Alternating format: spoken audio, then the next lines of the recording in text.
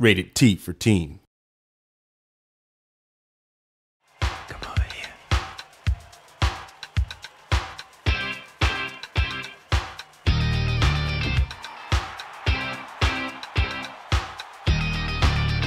In the case of Rock Band 1 and 2, those games inspired a lot of people who got a taste of what it feels like to make music through the game, to then step away from their game consoles and actually pick up real instruments and start studying.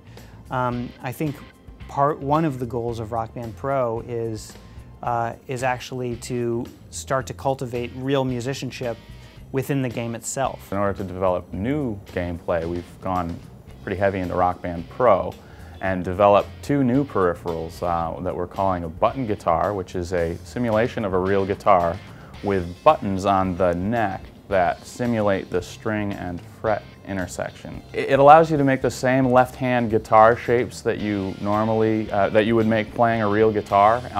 So it's a pretty good simulation and a pretty good teaching tool if you want to learn how to play the guitar.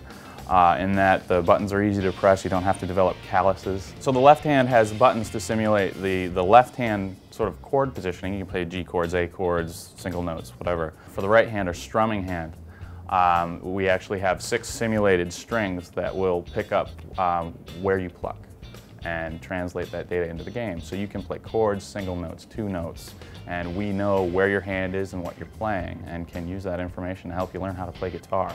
It's pretty powerful and it's pretty awesome.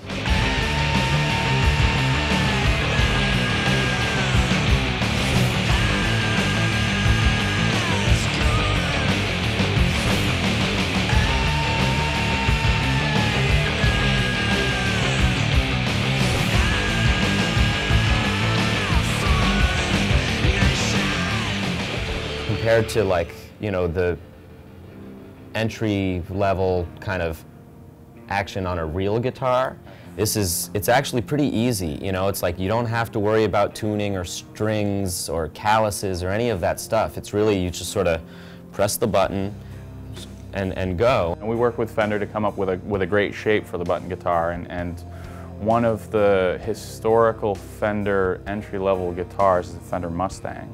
And so we decided, and along with our partners at Fender, that the Mustang shape would be like a really cool shape.